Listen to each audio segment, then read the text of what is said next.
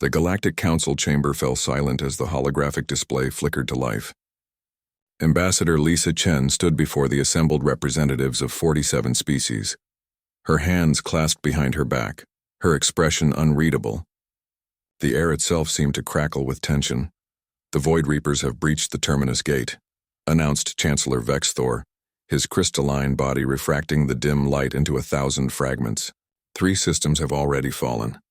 The Keldari fleet was obliterated in mere hours. The Xinthian defense platforms didn't even slow them down. Murmurs of fear rippled through the chamber. The Void Reapers, creatures that existed partially outside conventional space-time, capable of tearing through shields and armor as if they were paper. For 10,000 years they had remained beyond the galactic rim, contained by ancient technology no one truly understood, until now. "We propose immediate evacuation of the contested sectors," continued the Chancellor. "Humanity should join the Exodus. Your colony on Arcturus Prime lies directly in their path." Lisa's jaw tightened. "With all due respect, Chancellor, humanity doesn't run." A ripple of what might have been laughter or perhaps pity moved through the alien delegates. The Cathari ambassador, resembling a floating jellyfish of bioluminescent tissue, pulsed with condescending colors. "Noble sentiment, Ambassador Chen, but your species has been spacefaring for barely 2 centuries. The Void Reapers have destroyed civilizations that rose and fell before your ancestors discovered fire. Then perhaps," Lisa said quietly, "we bring something new to the table." 12 hours later, Captain Leo Martinez guided the USCS Indomitable through the roiling chaos of the Arcturus Warzone. The ship was a beast, humanity's first true warship. Built not from borrowed alien technology, but from pure human engineering and a healthy dose of what the rest of the galaxy called insane creativity. "Sensors are going haywire." "Captain," reported Lieutenant Chen, no relation to the ambassador, though they shared the same stubborn streak, "the Reapers are phasing in and out of our dimension. Conventional weapons are passing right through them."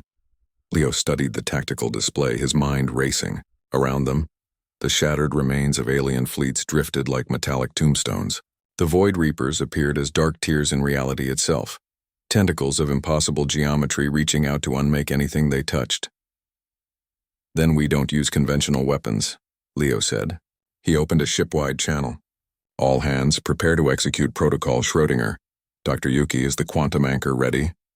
"Ready and somewhat terrifying, Captain," came the response from the ship's lead physicist. "I still think this is the craziest thing we've ever attempted.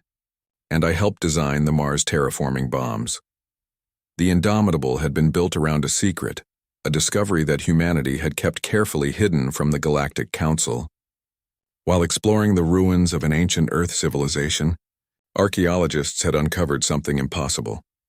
Evidence that humans had once before reached the stars, millions of years ago, before some catastrophe had reset everything. More importantly, they'd left behind fragments of technology that operated on principles the current galaxy had never imagined. Humanity didn't just think in 3 dimensions or even 4. Humanity, it turned out, was uniquely capable of conceptualizing and manipulating probability itself. "Engaging quantum anchor," Leo commanded. The Indomitable shuddered. Reality around the ship began to flex. The Void Reapers, sensing something wrong, converged on their position. Dozens of them, their non-Euclidean forms casting shadows that existed before the light. "They're targeting us," someone shouted. "Good," Leo said. "That means it's working. Activate the probability cascade." What happened next would be debated by xenobiologists and quantum physicists for generations. The quantum anchor didn't just affect conventional spacetime, it affected all possible spacetime simultaneously. Every quantum state, every parallel possibility, every potential timeline collapsed into a singular, directed purpose. The Void Reapers existed partially outside reality, drawing strength from dimensions where different physical laws applied. Humanity's weapon forced them to choose to exist fully in one state or another. And in the realm of pure probability, humanity had learned to stack the deck. The first Reaper flickered, then solidified. For a brief moment, it existed completely in human spacetime. That moment was enough.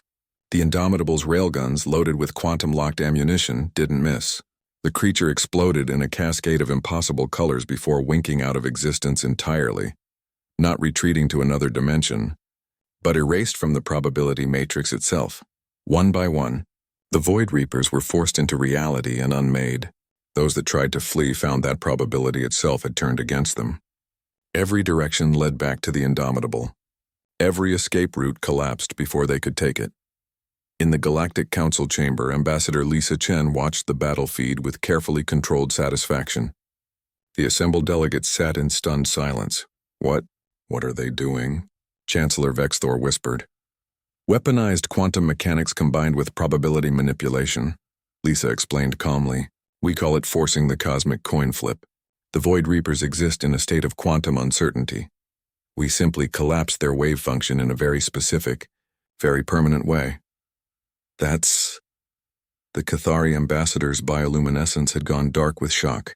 That's not possible. The mathematics alone. The mathematics were difficult, Lisa admitted, but humans have always been good at solving impossible problems. We're a species that looked at the moon and said, we should go there. We looked at splitting atoms and said, we can do that. We looked at the Void Reapers existing outside conventional reality and said, she smiled, not anymore. The final Reaper on the tactical display flickered desperately between dimensions, seeking any escape. The Indomitable's quantum field caught it, held it, and forced it to be. Then it ceased to be. Silence.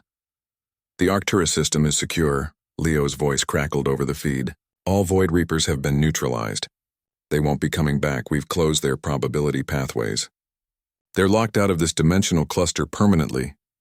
Chancellor Vexthor turned to Lisa, his crystalline form refracting a spectrum of confused colors.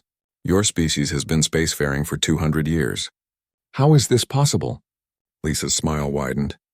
Chancellor, humanity has been making the impossible possible since we first looked up at the stars. We've been the underdogs, the newcomers, the primitive species that everyone underestimated. She gestured to the now clear space where the Void Reapers had been. Perhaps that's our strength. We don't know what's impossible, so we just do it anyway. The galaxy will want to study this technology, Vexthor said carefully. And we'll share it, Lisa replied, but on our terms. Humanity just saved 47 civilizations from extinction. I think we've earned a seat at the table as equals, don't you? As the Galactic Council erupted into debate, Leo Martinez sat back in his captain's chair aboard the Indomitable, watching the stars shimmer peacefully once more. His crew cheered around him, celebrating a victory that would echo through history. Humanity had entered the Warzone. The foe had vanished beyond all dimensions, and the galaxy would never look at Earth the same way again. The end.